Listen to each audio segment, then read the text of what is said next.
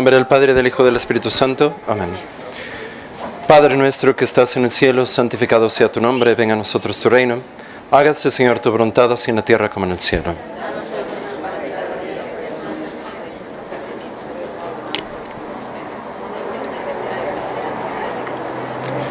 Espíritu Santo, fuente de luz, Santa María, asiento de sabiduría, ruega por nosotros. En nombre del Padre, del Hijo y del Espíritu Santo. Amén. Muy bien, en estas últimas 2 sesiones que hemos tenido ustedes y nosotros y yo juntos, hemos estado hablando de la purificación de nuestros sentidos, la purificación de nuestras potencias del alma. Recordando un poco, hablamos de la purificación de nuestros 5 sentidos primero, ¿no? Básicamente, los 5 sentidos: oído, olfato. ¿Por qué dije oído, olfato? Por tonto. El oído, el olfato, la vista, el gusto, el tacto, ¿no? Y básicamente, en resumen, la manera de purificar los sentidos externos es cuidar mucho qué tipo de alimento le estamos dando y no siempre darle gusto al sentido, ¿no? Si a lo mejor preferiríamos un colchón muy comodísimo, pues bueno, elegir algo que nos cause alguna especie de, que no sea, evitar la molicie excesiva, ¿no? O también les decía que, bueno, para mortificar la vista, algo que es muy práctico, en especial en nuestro contexto, evitar el teléfono celular, el entretenimiento visual, ¿no? Porque pues no tenemos nada que hacer y se nos ocurre abrir YouTube o Facebook o Instagram y no estamos haciendo nada más que esto. Y luego, desde que YouTube tiene shorts, pues entonces así, y ves 30 segundos de video, te diviertes o no, pero no importa, simplemente estás como satisfaciendo una especie de gula visual, ¿no? Entonces, si nos negamos a esos estímulos visuales excesivos, empezamos a contener ese apetito visual, ¿no? O también les decía que con el oído, ¿no? La mortificación de ese sentido tiene que ver con no nada más escuchar cosas gustosas o no, sino qué tipo de cosas estamos escuchando, en particular el chisme, ¿no? Eso es lo que propone Roya Marín, que a lo mejor tenemos como una especie de, también como una especie de gula, por así decirlo, de escuchar cierto tipo de cosas, de ciertos temas, ¿no? Y que nos quedamos allí, simplemente no nos importa lo que está pasando, no nos importa la persona, no la conocemos, pero cuéntamelo todo y exagera, ¿no? Entonces, es contener, conforme a la buena razón, el uso de ese sentido. Y también, por supuesto, no es el sentido del gusto, pero también es el habla, ¿no? Que acompaña. No siempre tenemos que decir todo lo que queremos decir, no siempre tenemos que simplemente darle paso libre a la verborrea porque se nos ocurre hablar y empezamos a hablar, ¿no? También tenemos que aprender a contenernos en ese sentido incluso, porque cuántas veces, porque tengo un cuchillo, cuidado, cuántas veces hemos tomado malas decisiones o nos hemos causado un problema o causado un problema a alguien más, pues por hocicones, ¿no? Porque no supimos contener nuestra habla respecto a la justa razón de nuestro poder de hablar, ¿no? Y luego después hablábamos de los sentidos internos. Y esos son más complicados de purificar. Pero también, si podemos resumir la manera de purificarlos, es cuidar qué tipo de alimentos les estamos dando. Nuestros sentidos internos, la imaginación, nuestro sentido el común, nuestro sentido estimativo, estos sentidos internos que nosotros tenemos dependen enteramente de los estímulos sensitivos que les damos de comer. No hay nada en el intelecto que no haya pasado primero por los sentidos, a menos que Dios haya decidido darles una iluminación excepcional, ¿no? Haberles regalado un conocimiento como infuso, como si fueran ángeles. Sucede, no es muy común, pero sucede, es posible. Pero la mayoría de las veces, para la mayoría de nosotros mortales, todo lo que tenemos, todos los muebles que tenemos en la cabeza, primero pasaron por los sentidos, necesariamente. Entonces, si a lo mejor queremos purificar la imaginación, todo lo que está en nuestra imaginación ya lo vimos, lo hemos visto de alguna manera o de otra. Ustedes dirán, les ponía el ejemplo, yo nunca he visto una jirafa morada, pero has visto una jirafa y conoces el color morado, ¿cierto? Entonces, nuestra imaginación las junta. Eso ya está allí, en nuestra memoria, y lo que hace la imaginación, las utiliza y las combina de una manera distinta, pero primero pasó por nuestros sentidos. Entonces, tenemos que cuidar qué tipo de comida le estamos dando a nuestros sentidos internos. Y también tenemos que guardar, en cierta manera, no podemos simplemente dejar correr nuestros sentidos internos como locos. En particular, la imaginación. La imaginación funciona con, obviamente, imágenes o con impresiones sensitivas, ¿no? Y esas imágenes o impresiones sensitivas tienen un impacto muy fuerte en nosotros, ¿no? Piensen ustedes en alguien que tiene un problema de un pecado de impureza. A lo mejor le platican algo y no pasa nada, pero se imagina algo y eso le hace reaccionar de una manera, incluso a veces, como fuera de lo normal, ¿no? Entonces, no podemos simplemente dejar nuestros sentidos internos correr como si no tuvieran dueño. Tenemos que tenerles cuidado y cariño, en especial a la imaginación. ¿Cómo hacemos eso? Hay veces que no podemos elegir estar pensando en algo. Hay veces que se nos atraviesa un pensamiento tonto, y se nos dificulta, en cierta manera, como quitarnos ese pensamiento, ¿no? Primero, tenemos que darle buena comida a la imaginación. Después, tenemos que darle objetos buenos a la imaginación, para que la imaginación esté trabajando con estas nuevas imágenes buenas, ¿no? Y en caso de que haya algo que se nos atraviese, si nosotros nos ponemos a boxear con la imaginación, con nuestros pensamientos, siempre, o la mayoría de las veces, vamos a perder. Siempre. Alguna vez alguien me platicaba de esas historias que uno no sabe si son ciertas o no, que un profesor decía: vamos a hacer un ejercicio. Durante los siguientes 3 días no van a pensar en changos morados, ¿no? Y si dejan de pensar en changos morados por 3 días, aprueban la tarea, ¿no? El trabajo. Entonces, ok, la tarea es no pensar en changos morados. Muy bien. No tengo que pensar en changos morados porque quiero pasar la materia. Muy bien. Entonces, ¿en changos morados? Sí, no tengo que pensar en changos morados. Entonces, hay como un intento de boxear con esa imaginación. Entonces, lo que hace es que refuerza esa imaginación, ¿no? O sea, si boxeamos con la imaginación, más la estamos reforzando, ¿cierto? Entonces, aquí en especial en temas de malos pensamientos, el asunto sería como, bueno, tengo un mal pensamiento, ¿qué hago? No puedo boxear con él. Lo mejor que podemos hacer es ignorarlo. Es difícil, pero los pensamientos de ese tipo, los pensamientos que no queremos tener, esos pensamientos, suelen comportarse como niños chiquitos, ¿no? Quieren que les pongan atención y empiezan a llorar. Y si uno no les pone atención, y si son maleducados, como la mayoría de nuestras imaginaciones son maleducadas, van a llorar más. Van a empezar a hacer más cosas para llamar la atención, ¿no? Pero si dejamos llorar al niño, en algún punto se va a cansar, ¿no? Entonces ya podemos atajar ese asunto, ya que dejó de llorar ese niño, esa imaginación.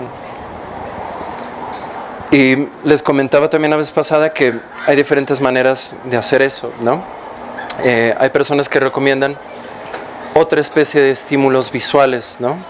Hay quienes cargan como una serie de imágenes en su teléfono o en su laptop que saben que les ayudan a superar esos pensamientos que no quieren tener. Hay quienes incluso tienen como playlists completos de música que les es agradable, que saben que les va a atrapar su imaginación. Entonces empiezan a tener un pensamiento que ellos no quieren tener. Me voy a poner a escuchar, qué sé yo, Taylor Swift o lo que a ustedes les guste, ¿no? Sí. No te creas. El punto es cosas que no son agradables y que sabemos que van a capturar nuestra imaginación o nuestro intelecto, ¿no? Ok, en el caso de ustedes, pues están escuchando Tchaikovsky o qué sé yo, música culta, siempre, ¿no? Pero la idea es darle un objeto nuevo a la imaginación para evitar alimentar esa imaginación que no deseamos, ¿vale? Y con el tiempo vamos moldeando esa imaginación como... Eso no significa que va a llegar el día en que nunca más vamos a tener imaginaciones que no deseamos. Siempre van a estar allí, siempre van a brincar. Incluso hasta una persona muy santa y muy dueña de sí misma va a tener momentos en los que dice, ¿por qué? ¿En qué momento? ¿Por qué estoy pensando esto? ¿No? Pero eso es así como pasa con los sentidos internos. Tenemos que cuidar qué tipo de cosas le estamos dando, tenemos que darle estímulos nuevos y tenemos que motivar esos estímulos nuevos. ¿Vale? ¿Sí? Y bueno, ahora toca un tema que es un poco más espinoso, un poquito más complicado en los particulares, pero en general no es muy diferente de los temas anteriores. Es la purificación activa de las pasiones. Cuando escuchamos la palabra pasión, nos imaginamos una novela, nos imaginamos un episodio de película, qué sé yo, Titanic, o algo así muy arrebatador. Pero una pasión, hablando en términos clásicos, de filosofía clásica, que yo sé y ustedes no, es una pasión. Las pasiones están en el apetito sensitivo, ¿no? En esa parte de nosotros que busca el bien en cuanto que es un deleite para los sentidos, ¿vale? Que vea el bien como algo material a secas. El apetito sensitivo no dice, creo que aprender cálculo integral es algo que me conviene. No, eso no es del apetito sensitivo realmente, ¿no? Es más bien algo que tiende a ser más inmediato, ¿no? Y luego, pero este apetito sensitivo lo tenemos que moderar con nuestras potencias del alma. ¿Qué son? ¿Cuáles son las dos potencias del alma?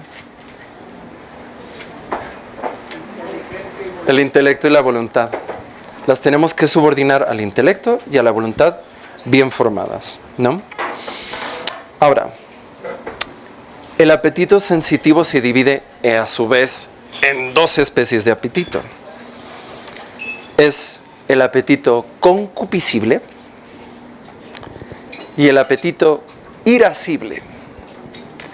El apetito concupiscible busca el bien deleitable más bien inmediato, ¿no? O sea, el gusto que nos da comernos una pizza o tomarnos un café o acostarnos a tomar una siesta, es ese tipo de gustos que nos da el apetito concupiscible. Y luego después está el apetito irascible. Yo me acuerdo que cuando escuché esa palabra pensaba como, ¿a poco hay un apetito para enojarse? Suena a eso, ¿no? Pero el apetito irascible lo que busca es el bien difícil de conseguir, que está en un estado distinto al bien deleitable fácil o inmediato. Porque para fines prácticos, para nuestro apetito sensible son cosas distintas. Vean ustedes, podría yo elegir siguiendo enteramente mi apetito concupiscible y comerme este soufflé de chocolate inmediatamente ahora, o podría hacerle caso a mi apetito irascible y decir, no me voy a comer este soufflé de chocolate porque estoy guardando mi apetito para comerme unos taquitos después. Pero es como un placer o un gusto, un deleite, pero que necesita un poco más de labor, que necesita más involucramiento de nuestra voluntad y de nuestro intelecto. Es, por así decirlo, un poquito más propiamente humano, porque sí es algo que tenemos que elegir como muy conscientemente, ¿no? O decir, voy a negarme de ciertas cosas porque después quiero ir al cielo, ¿no? Eso es el apetito irascible que desea el bien supremo del cielo. Pero todo lo que está entre medio, bueno, no todo, pero la mayoría de las cosas son apetitos, o sea, son cosas que llaman al apetito concupiscible, ¿vale? Ahora, entonces, concupiscible, el bien deleitable, fácil o inmediato. El apetito irascible es el bien arduo, ¿vale? Ahora,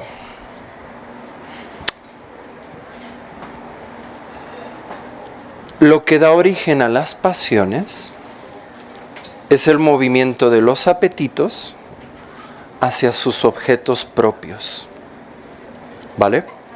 Eso significa que de suyo, ese apetito concupiscible e irascible no es de suyo malo. No es algo malo tener antojo por alguna cosa o que nos guste algo en particular. No es de suyo malo.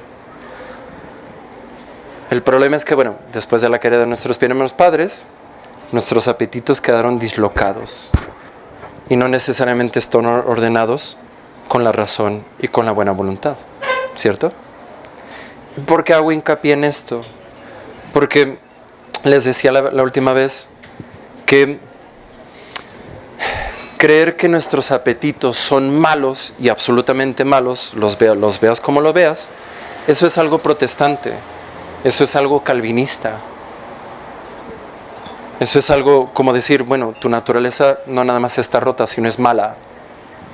Eso es lo que los calvinistas creen, y la mayoría de los protestantes, en particular en el mundo anglosajón, creen eso. Sí les había dicho lo que dice Lutero de la naturaleza humana, ¿no? Que es una pila de abono, ¿cierto? Pero es un poco... Yo creo que Dios no va a dejar entrar pilas de abono al cielo, ¿no? Dios no adopta pilas de abono como hijos. Claro que nuestra naturaleza se dislocó. Nuestros apetitos necesitan recalibrarse, pero de suyo no son malos. Porque se acuerdan que también alguna vez les dije que todos actuamos buscando el bien. Incluso el suicida o el que comete atrocidades, él está pensando que está haciendo un bien de alguna manera o de otra. El que se pega un tiro no es que quiera morir, es que quiere dejar de sufrir. El que, qué sé yo, secuestra y mata, no es que de suyo, o cuando menos en un principio, no es de, sí, quiero que haya gente muerta, es como, realmente lo que quiero es dinero. Quiero extorsionar a tu familia y que me den dinero. Hay una especie de bien que se busca. Lo que hay que hacer es calibrar nuestra medida de bien y calibrar que nuestros apetitos estén educados a buscar ese bien de una manera razonable. Eso es lo que queremos hacer, ¿vale? Nuestros apetitos no es que sean malos, están descalibrados. A veces muy descalibrados, a veces se hace falta hace falta mucha chamba, pero no es que esté mal, es que hace falta calibrarse, ¿vale? Entonces, las pasiones nacen de que los apetitos buscan sus objetos propios, ¿no? Ahora, las pasiones en sí mismas, ¿qué son? Filosóficamente son una especie de energía, impulso, una especie de movimiento hacia la acción, ya sea para bien o para mal, ¿no? Ahora, no hay nadie que pueda salvarse si no controla sus pasiones, esos movimientos hacia el bien o hacia el mal. Ahora, si quieren una definición más técnica, ¿todos ya traen sus plumas afuera? ¿Sí? ¿Sí? ¿Sí? ¿Sí? Muy bien. Gracias. Perdón, ¿puedo? Sí, está bien.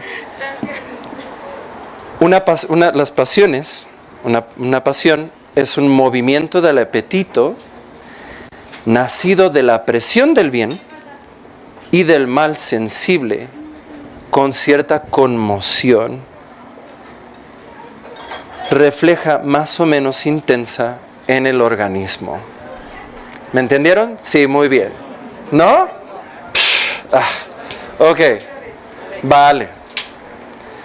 La pasión es un movimiento del apetito. No te voy apuntando. A ver quién es. Nacido de la aprehensión del bien y del mal sensible, con cierta conmoción. Refleja más o menos intensa en el organismo. ¿Vamos por partes? Como diría Jack el Destripador. Muy bien. Entonces, es un movimiento del apetito sensible que nace porque tenemos un conocimiento a través de los sentidos. Hay algo que le llama la atención al apetito sensible. Y esa cosa que conoce, nuestro apetito sensible puede ser algo muy bueno o puede ser algo malo. Y eso tiene como... puede provocar en nosotros o provoca en nosotros una reacción más o menos intensa. Por ejemplo, van ustedes caminando por la calle y pasa una muchacha muy guapa, y la voltean a ver. Y, hombre, dicen, qué guapa está. Eso, o sea, no necesita ser, el hecho de que sea una pasión no significa ser de, me caso ahora mismo. No, simplemente hay un movimiento interno que incluso se somatiza en nuestro cuerpo, que lo podemos sentir de alguna manera o de otra. Una pasión es la ira, ¿no? Eso yo creo que es mi pasión favorita. Me divierte un montón. Van ustedes manejando y se les atraviesa un camionero. ¿Por qué? Porque puede aventar la lámina y darle como quieras, ¿no? Y típicamente cuando eso pasa, yo aprieto los puños y nunca digo malas palabras. Pero si las dijera, las diría mucho, ¿no? Y es algo que incluso lo puedes notar en tu cuerpo cuando te enojas, ¿no? O cuando menos, siendo para mí, yo digo que no es un problema, es una virtud que necesita encaminarse en mí. O sea, reaccionas ante ello, ¿no? O si tienes hambre y ves el soufflé de chocolate, hay una reacción en tu cuerpo. Hay una especie de deseo por ese soufflé de chocolate. Y esa es una pasión, ¿vale? ¿Sí? ¿Sí? ¿Quedó más o menos claro? ¿Más o menos claro? Sí. ¿Sí? No lo voy a repetir, ¿eh? Viene en el examen.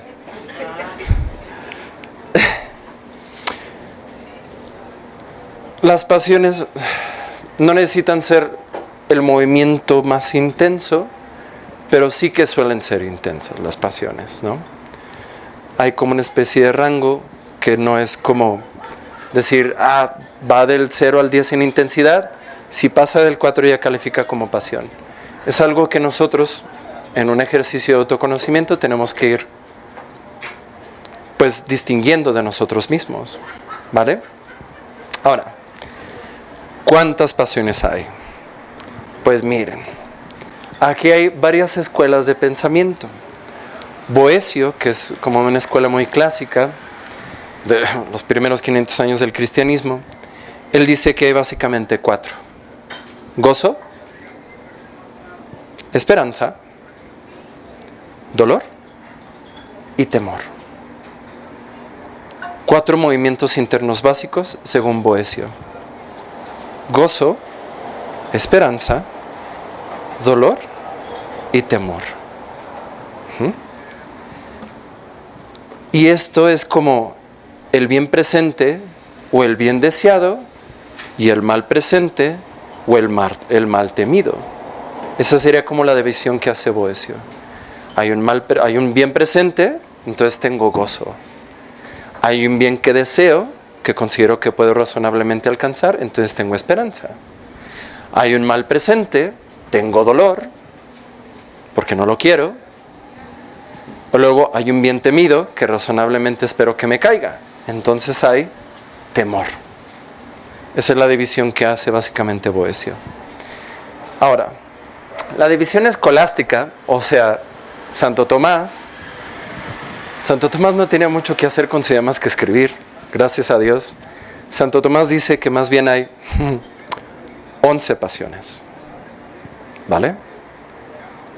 Son 6 concupiscibles, o sea, del bien delectable inmediato, fácil de conseguir, y 5 del apetito irascible, del bien arduo, que cuesta trabajo conseguir, ¿vale? Que ahora se originan en cada una de esta manera, ¿no? En el bien concupiscible, en el apetito concupiscible, el bien, simplemente por su aparición o por nosotros conocer que existe, genera en nosotros amor, ¿no? Una inclinación hacia él. Si el bien es futuro, entonces hay deseo. Si el bien es presente, hay gozo. Es casi lo mismo que dice Boecio, pero hay una pequeña distinción allí, que es el bien en cuanto bien, simplemente. Hay una inclinación hacia él y eso es el amor, en cuanto pasión. En cuanto pasión, ¿vale? ¿Sí? Que esa es una distinción como con el amor fraterno o el amor, las otras especies de amor. Pero en cuanto a un movimiento interno de nuestro organismo, esa inclinación hacia ese objeto, Santo Tomás dice, eso es amor, una inclinación natural hacia ese objeto, de nuestro apetito concupiscible. Y luego dice, cuando nosotros percibimos que hay un mal,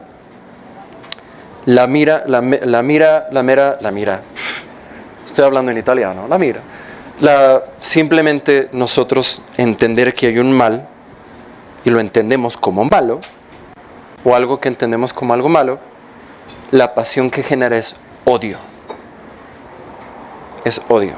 Odio suena como a mala palabra y como nunca tienes que odiar nada, no, hay que odiar el pecado, ¿no? Etcétera, etcétera, ¿no? Ahora, si el mal es futuro, la pasión que despierta es el impulso de la fuga. Y si el mal es algo presente, o sea, que ya nos cayó, la pasión que genera es tristeza.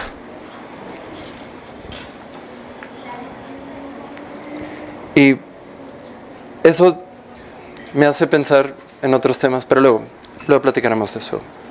Ahora, en nuestro apetito irascible, acuérdense, el irascible es un bien que cuesta trabajo conseguir, ¿vale? Porque hace falta fuá para conseguirlo. Si hay un bien ausente, pero es posible conseguirlo, la pasión que genera es esperanza. Si el bien ausente es imposible de conseguir, la pasión que genera es lo contrario, es la desesperanza. Es decir, no, pues ya ni modo, ¿no? Luego, un mal arduo, ¿no? Si ese mal arduo, ausente, es superable, la pasión que genera es la audacia. Si es insuperable, lo que genera es temor. Y hay un mal futuro. Si veo que puedo con él, venga, no pasa nada, éntrale, ¿no? Pero si veo que no puedo, pues junto mis faltas y me apunto para el extraordinario y ya está. Presentaremos cálculo el siguiente semestre, como toda gente normal, ¿no? Y ahora, si hay un mal arduo presente, la pasión que genera en nuestro apetito irascible es tal cual la ira. Y ira también no es algo necesariamente malo. Estamos hablando de lo que sentimos en nuestro cuerpo, de las pasiones, ¿no? Que Dios nos las puso allí y son útiles. Tenemos que usarlas a nuestro favor, todas, ¿vale?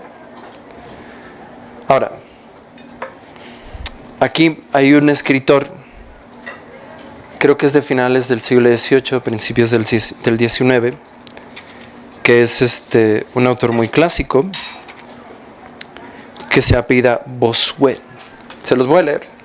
Dice, todas las pasiones son reducibles al amor, como una especie de inclinación hacia algo, ¿no? Y dice, si consultamos lo que pasa en nosotros mismos, que nuestras pasiones se reducen solo el amor, que las encierra y excita todas. El odio hacia algún objeto no viene sino del amor que se tenga a otra cosa.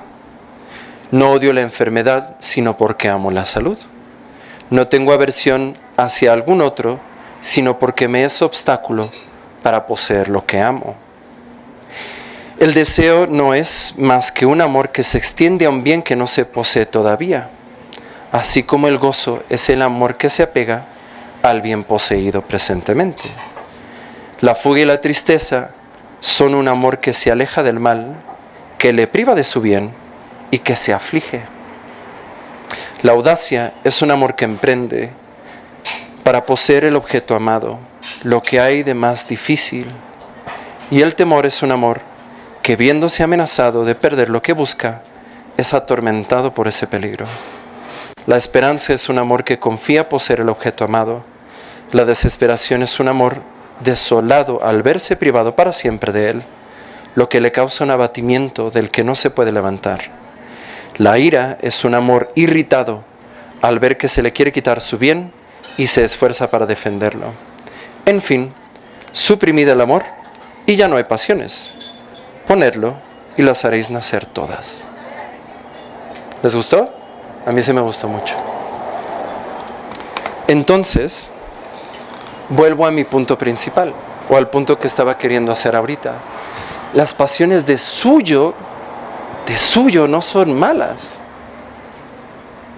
No es algo, decir pasión suena a mala palabra. Siempre que escucho la palabra pasión me imagino un pecado escandaloso. Pero no es eso.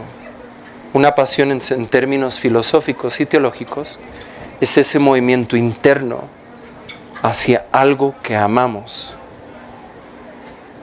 Entonces, para purificar nuestras pasiones, si todas las pasiones son reducidas o pueden ser definidas por el objeto del amor, tenemos que cuidar bien qué especie de cosas amamos. ¿A qué no habían pensado eso? ¿Sí lo habían pensado? Todos son brillantes. En una primera instancia, algo que tenemos que cuidar para dominar nuestras pasiones es clarificar el objeto de nuestros amores. Y por amor no me refiero como al afecto que a lo mejor tienes a un amigo, o a tu esposo, o a tus hijos, o a tus padres, sino esa inclinación natural que tenemos hacia algo en particular. Lo que tenemos que cuidar son esas cosas en particular. ¿Qué tipo de cosas en particular estamos buscando y amando? ¿Qué tipo de cosas estamos permitiendo que se vuelvan apegos en nosotros? ¿Vale? Y esto tiene muchas caras, ¿no? Nuestras amistades tienen mucho que ver. Por ejemplo, suena un poco raro, en especial viniendo un hombre, amamos a un amigo, le queremos mucho. Y a lo mejor ese amor desmedido que le tenemos a ese amigo nos hace actuar estúpidamente. Nos hace ir en contra de nuestros mejores deseos y propósitos. ¿No? O el amor propio malentendido. Que deseo buscarme más a mí de lo que deseo buscar a Dios. Que a final de cuentas el pecado es amor. Pero es amor en lugar de a Dios sobre todas las cosas, es amor a una criatura, antes que a Dios. Porque cuando pecamos, elegimos primero al objeto material, a esta cosa efímera, y después le decimos a Dios, se me olvidó que estabas allí. O si es un pecado mortal, es una decisión radical de decir, Dios, muchas gracias, yo estoy muy bien con esto. Nos quedamos con ese objeto de amor, que no es lo que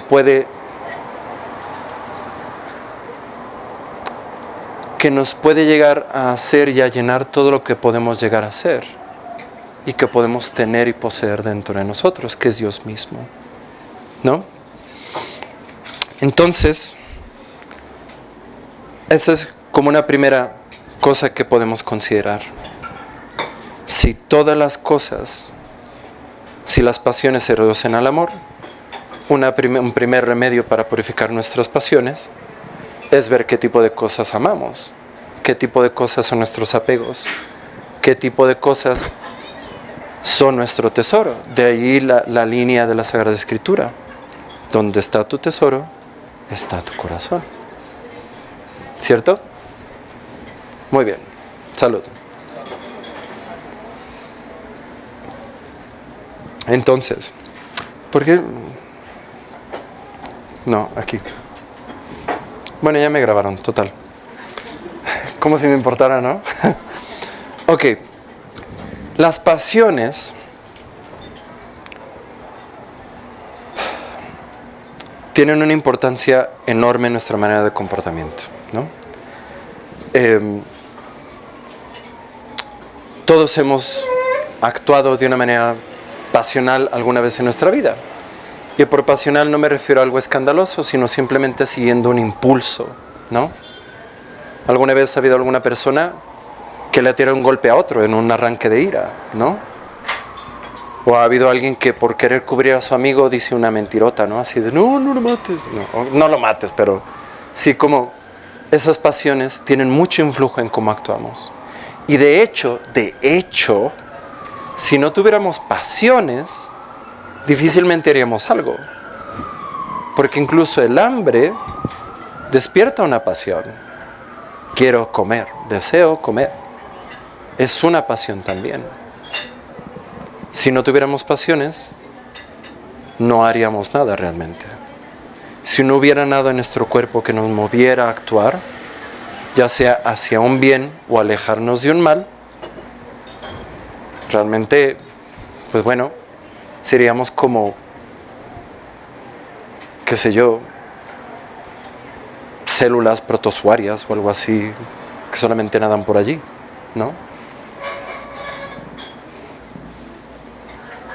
Entonces, son tan definitivas en nuestro comportamiento que es absolutamente necesario educarlas y purificarlas también. Si es bueno o necesario que nuestro sentido común y nuestro intelecto y nuestra imaginación estén educadas y bien encaminadas, también nuestras pasiones, porque las pasiones son las que nos llevan hacia adelante. Entonces, si nuestras pasiones están mal educadas, vamos a actuar mal. Casi necesariamente. No necesariamente, pero casi necesariamente. Ahora, ¿es posible educar las pasiones? Claro, claro que es posible. Hay quienes dicen, no, yo no puedo educar mis pasiones, simplemente soy así. Pero realmente tenemos el ejemplo de los santos. Muchos de ellos tenían vidas escandalosas y después terminaron siendo maestros de sí mismos, ¿no? San Agustín de Hipona, mi ejemplo favorito, tiene una vida escandalosa, vive en Amaciato con una y luego con otra y tuvo un hijo por allí y pues no era buena gente.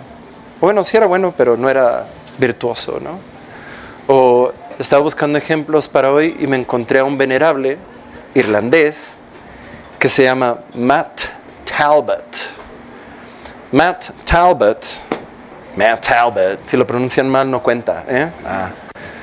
Matt Talbot, dicho en español, era un borracho. Esta persona irlandesa era como el estereotipo del irlandés, borracho, trabajaba un montón, pero salía del trabajo y se ve derechito a la cantina, ¿no? El estereotipo del irlandés, así. Estereotipo, no todos los irlandeses son así, pero es el estereotipo, ¿no?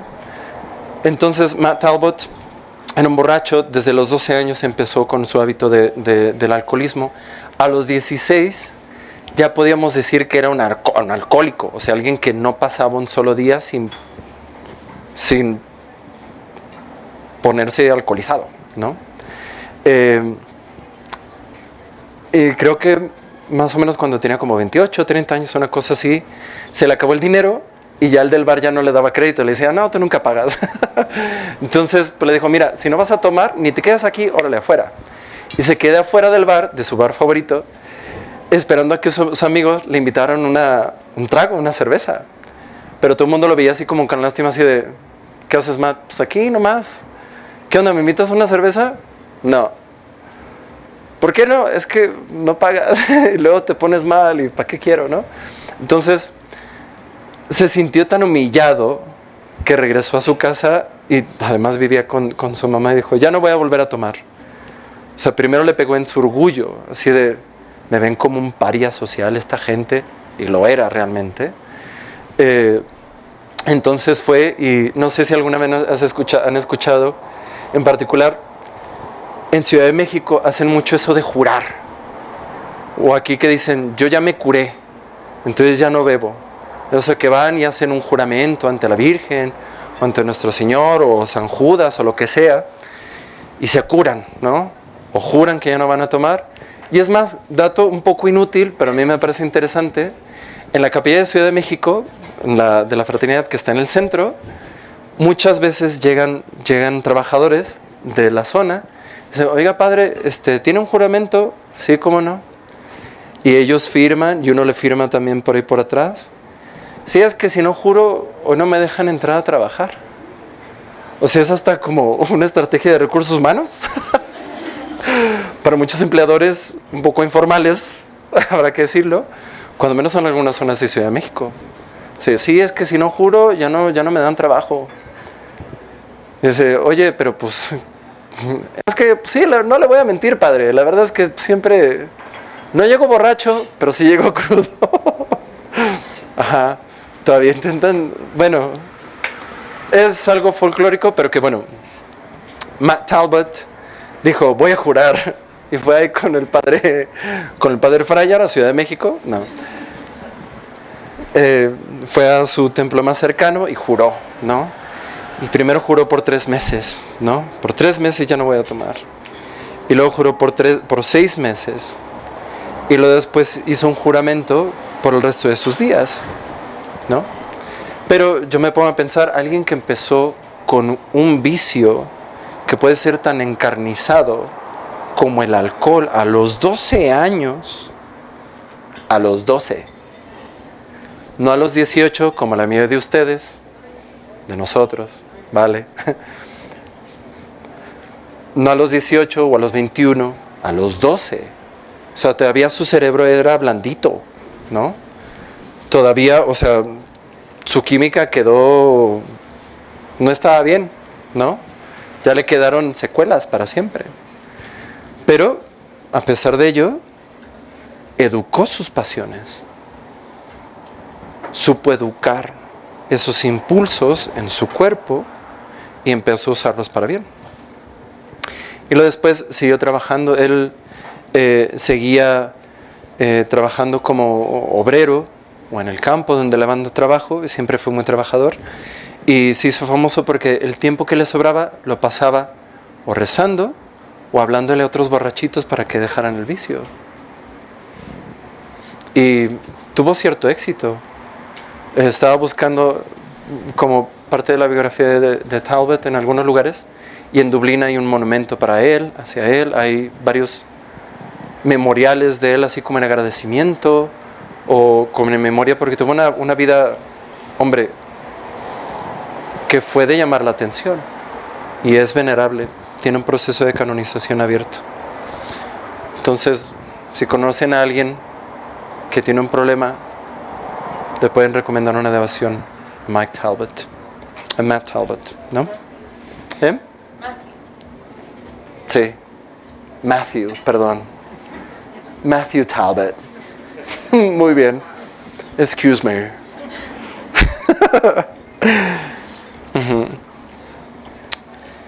Entonces, principios fundamentales para educar nuestras pasiones. Ok, vale, si alcanzamos. Primero, toda idea tiende a producir el acto correspondiente. ¿Ok? Toda idea tiende a producir el acto correspondiente. ¿Ok? Tenemos una idea, un pensamiento. El impulso a lo mejor es como, a lo mejor no vamos a realmente hacer la cosa, pero a lo mejor nos gustaría, ¿no? O nos deleitamos en el pensamiento de esto o lo otro, ¿no? Por ejemplo, el camionero que se te metió aquí en Federalismo, ¿no? Que es, ¡uy! Y te imaginas. Y no es que lo vayas a hacer, porque muy probablemente el camionero te va a partir la cara. Pero tienes ese impulso a que esa idea produzca ese acto, ¿vale? Y eso es como muy común. Incluso los pensamientos inútiles tienden a producir sus actos siempre en mayor o menor intensidad, pero no hay nada en nuestro cerebro que se quede sin hacer nada. Puede ser inútil en el sentido de que no nos sirve a nosotros moralmente de nada, pero realmente los pensamientos quieren ponerse por acto, siempre, ¿vale? En especial cuando estamos hablando de temas que implican alguna especie de moralidad, ¿no? Esto significa prácticamente para nosotros que si empezamos a controlar las ideas que nos permitimos, empezamos a controlar la especie de actos que elicitamos. Dicho en cristiano, entre más pensamientos estúpidos tengamos, más estúpidamente vamos a actuar, ¿vale? Si empezamos a motivar en nosotros mismos pensamientos que tiendan a la virtud, más virtuosamente vamos a tender a actuar. Y estamos hablando en tendencias, ¿vale? O sea, no porque tengas pensamientos de, sí, voy a rezar 5 rosarios, lo vas a hacer necesariamente. Pero si tu pensamiento estriba en qué es lo que vas a hacer este fin de semana, dónde te vas a ir de fiesta, o con quién vas a platicar, o a qué chica vas a conquistar, ese es el tipo de actos que vas a terminar haciendo, ¿no? Pero si tu pensamiento, en particular cosas que puedan ser acompañadas de un acto, son pensamientos virtuosos, vas a tender a ese tipo de actos virtuosos. Necesariamente, necesariamente, necesariamente, necesariamente. No es algo posible, es algo que sí es necesario. Entre más pensamientos estúpidos tengas, más estúpidamente vas a actuar. Entre más pensamientos virtuosos tengas y tú mismo estés como favoreciéndolos, más virtuosamente vas a tender a actuar. Necesariamente. De esta manera, controlamos la idea, controlamos un acto. Y acuérdense que las pasiones nos motivan a actuar. ¿Cierto? Sí. ¿Están entendiendo todo? Sí. Muy bien. Y ahora, aquí en especial, el tipo de idea que tenemos que controlar son ideas o pensamientos que de suyo nos den una reacción fuerte, ¿no?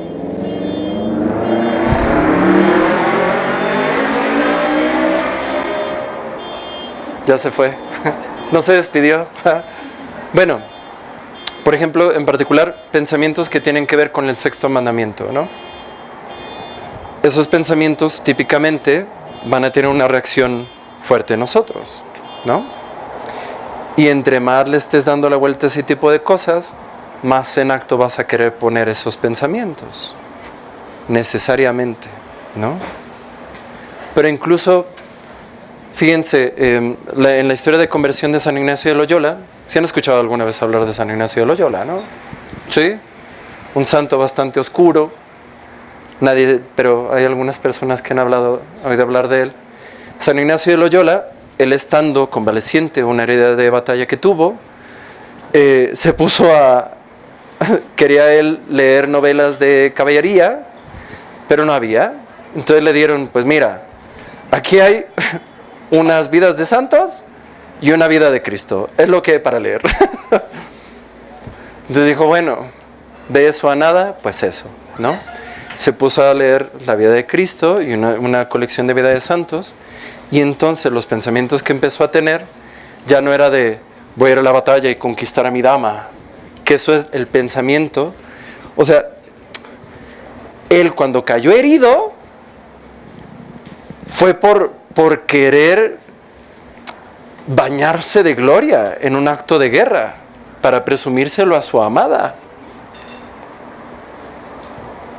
Pero luego después, cuando empezó a leer estas vidas de santos, empezó a pensar, oye, ¿y si yo hiciera lo mismo que Santo Domingo de Guzmán? Oye, ¿y si yo hiciera lo mismo que San Francisco de Asís? Oye, ¿y si...? Y entonces sus pensamientos empezaron a ir más bien hacia esa dirección. Hasta un punto en el que cuando él pudo poner por obra sus pensamientos, le dijo a sus familiares, oigan, me voy a Tierra Santa. ¿Te vas a Tierra Santa? Sí. Pero está muy lejos, ya sé. Pero me voy a Tierra Santa de peregrino porque tengo muchas cosas que purgar. Y en el camino se quedó incluso como ermitaño en un lugar que se llama Montserrat, cerca de Barcelona. Cerca relativamente. Y ahí fue donde escribió gran parte de sus ejercicios espirituales. Y entonces todos esos pensamientos que se empezaron a gestar, cuando los puso por obra, terminaron en una conversión muy profunda. Pero controlas la idea, típicamente controlas qué tipo de cosas haces. Piensa cuando tienes una tentación. Si le das rienda libre a un pensamiento que es una tentación, muy probablemente vas a caer, lo vas a poner por obra. Pero si intentes poner las riendas a ese pensamiento o te intentas concentrar en alguna otra cosa, es más probable que puedas evitar la tentación. Entonces, controlas la idea, muy probablemente vas a poder controlar tu acto. Primera regla para educar nuestras pasiones. Segunda, todo acto suscita el sentimiento del cual es expresión normal. ¿Vale? De nuevo, todo acto suscita el sentimiento del cual es expresión normal. Por ejemplo, si yo en este momento me pusiera a gritar eufóricamente, aunque no esté eufórico, voy a empezar a sentir alguna especie de... O sea, me voy a empezar a aprender, mis ánimos se van a empezar a elevar, ¿no? O no sé si ustedes han visto, hubo un video muy famoso en las Olimpiadas de una atleta alemana que competía en judo, ¿no? Y llega la atleta alemana al tatami, que es donde tienen sus combates, y el entrenador le da unos bofetones durísimos, y le pega en los hombros, le da unos bofetones, y ella está así como, ¡oh! Y se sube, y lo que estaba intentando era incitar en ella ese coraje, como esa especie de fuá, sí, muy bien. Y a lo mejor ella estaba intentando estarse calmadita, tomándose un té, qué sé yo, pero ella habiendo la necesidad de tener ese, ¿no? O verán ustedes también videos de gente que levanta mucho peso, ¿no? Que hace poco vi un video que dice, si la testosterona fuera un video, y hay un montón, son como unos 30 o 20 personas, todos gritando, y sí, todos así, fuertísimos, todos así, todos gritando, ¡oh! ¡Oh! Y luego sale uno así también cuadradísimo, y creo que empezó muerto 600 kilos, una cosa así ridícula, pero todos estaban gritando, todos estaban como intentando incitar en él esa especie de emoción para que pudiera actuar, ¿no? Entonces, el acto produce un sentimiento, ¿cierto? Y a lo mejor anteriormente no tenías ese sentimiento, pero el acto lo va a producir en mayor o menor escala, pero lo va a producir. Siempre. ¿No? Entonces, eso significa que para intensificar una pasión que queremos, tenemos que actuar como si ya se tuviera. Tenemos que actuar de tal manera como si ya tuviéramos esta pasión dominada, o como si estuviéramos con esta pasión ya en nosotros, ¿no?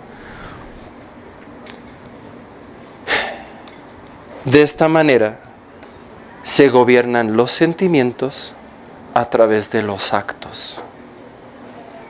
¿Me siguen? Si los actos producen un sentimiento, si gobiernas el acto, gobiernas el sentimiento. Primera regla, gobiernas la idea, gobiernas el acto. Segundo paso, gobiernas el acto, gobiernas el sentimiento. ¿Ven cómo está unido? 3.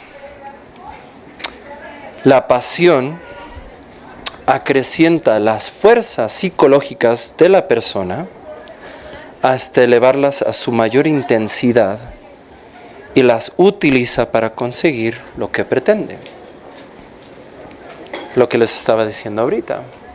Una pasión, si entre más las usamos, más empieza a exaltar esa parte de nosotros para ese fin que estamos buscando, ¿no?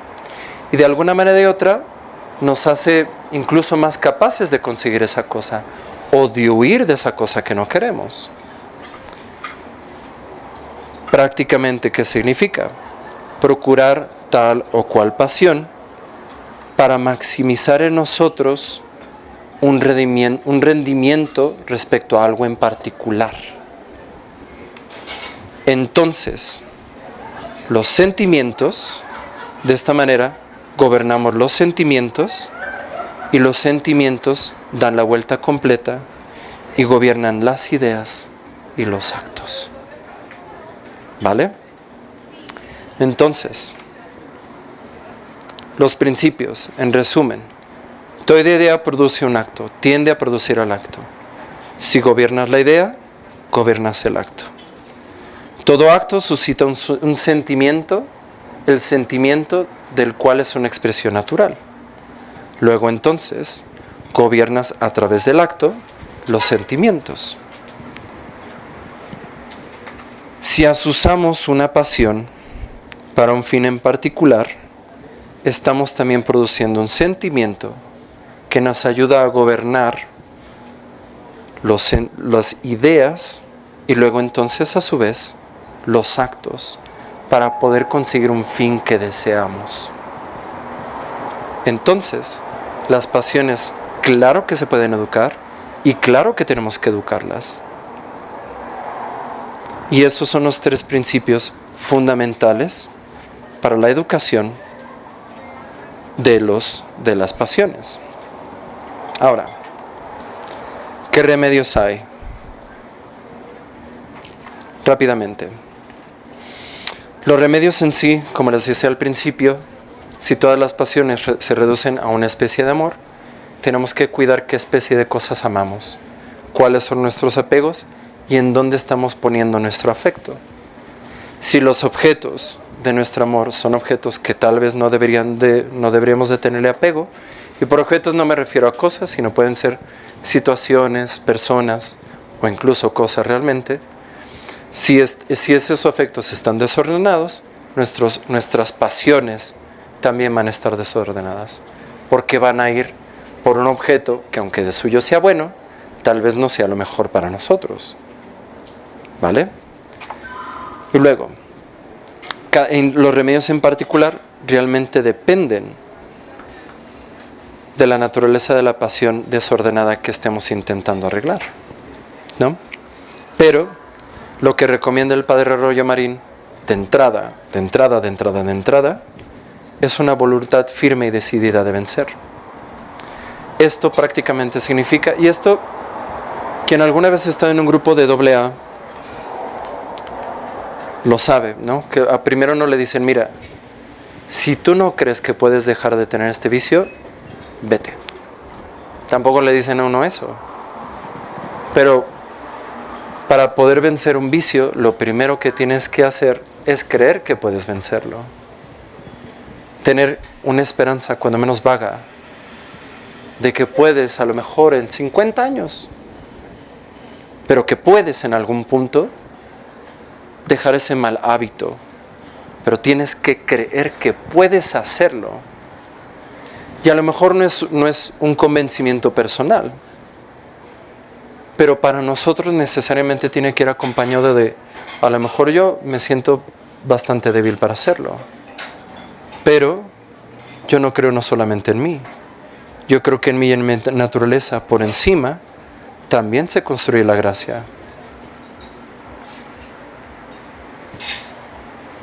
Que al final, la gracia de nuestro Señor, la vida interna de la cual nos hace partícipes a través del bautismo, es también una razón de nuestra esperanza, no solamente para la salvación eterna, sino también para nuestra vida práctica. En muchas ocasiones, tenemos que hacer una especie de trabajo personal. Tenemos que identificar cuáles son nuestras pasiones dominantes, en el sentido negativo, ¿no? Porque todas las pasiones todos los tenemos, pero tenemos que ver, esta es la que me da problema. Y tenemos que identificar cuáles son las raíces de ese problema. Tenemos que ser sinceros también cuando hacemos este examen de conciencia. Y aquí muchos maestros espirituales, en particular San Ignacio y los maestros que siguen su misma escuela, hablan acerca del examen de conciencia diario. Diario examen de conciencia. Si no me confieso todos los días, sí, pero todos los días haces cosas que pueden ser buenas o pueden ser malas. Y la idea no es que te hagas un obsesivo, alguien loco que siempre está pensando, pequé, hice mal, o sí, hice bien, y te aplaudes a ti mismo. Hay que tener una especie de balance razonable, porque uno termina como la Chabelita del programa de televisión. ¡Padre! fíjese que el otro día, y no queremos eso es muy desagradable. Da mucha risa, pero es desagradable. No es bueno para nosotros ser así de obsesivos. Pero sí tenemos que pensar, ¿sabes qué? Hoy en particular, la ira no me hizo ningún favor. En este tipo de circunstancias en particular.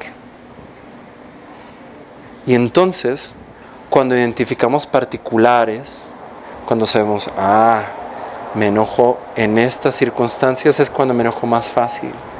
Bueno, entonces ya podemos empezar a poner remedios. O podemos empezar a poner esfuerzos concretos para vencer o para moderar esa pasión. Si yo sé que me enojo siempre que se me mete un camionero, pues a lo mejor tengo un trauma, que un camionero alguna vez choque o qué sé yo, pero eso no importa.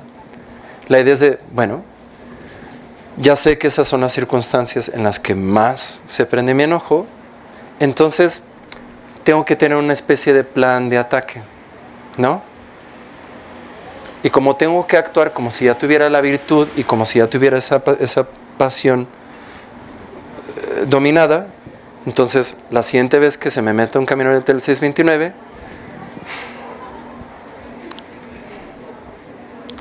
Señor mío, Dios mío, te pido por ese camionero y por favor llévalo al cielo. Pronto ya, no te creas. Por favor, concédele a la gracia de verte eternamente, ¿no? Que a lo mejor yo estoy hirviendo por dentro. Eso no lo voy a poder evitar. No voy a poder evitar sentir ganas de aventar este carrito, porque tendré este carrito en mi coche. Pero no voy a poder evitar sentir ese enojo, pero sí puedo elegir qué hacer con él. Y esto es algo que digo mucho cuando se vienen a confesar conmigo, en especial de enojo, de resentimiento.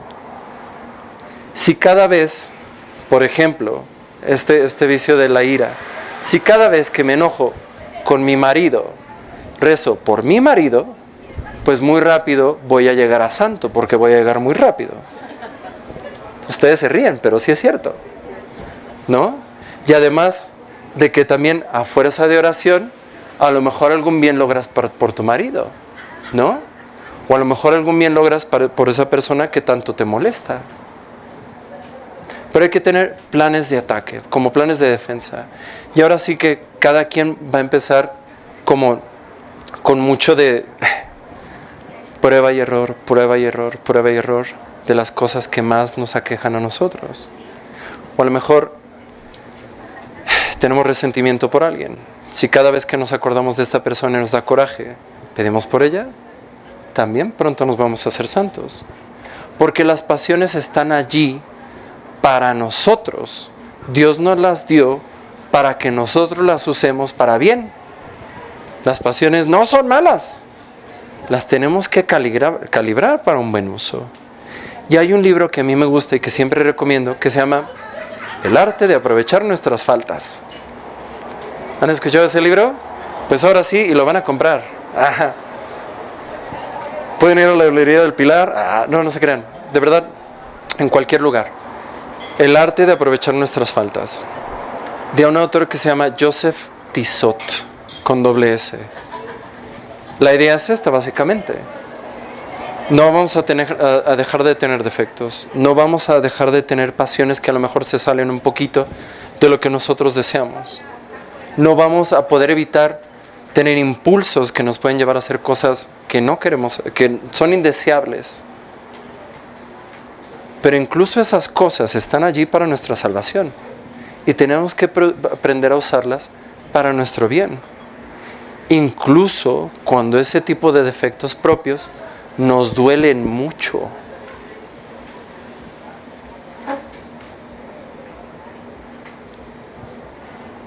Pero eso sí requiere de mucha sinceridad con nosotros mismos. Porque la mayoría de las veces decimos, sí, mi vicio dominante es la soberbia. Claro, de todo mundo. Pero ya cuando nos metemos a los particulares, en esta circunstancia, en esta circunstancia, ahí es cuando empezamos a ver cosas que no nos gusta ver y que nos gustaría nunca haber visto muchas veces. Y que muchas veces nos hacen sentir como estúpidos. ¿Cómo se me ocurre hacer esto o haber dicho este tipo de cosas?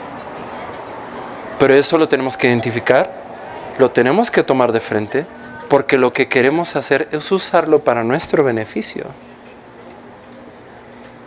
¿Cierto?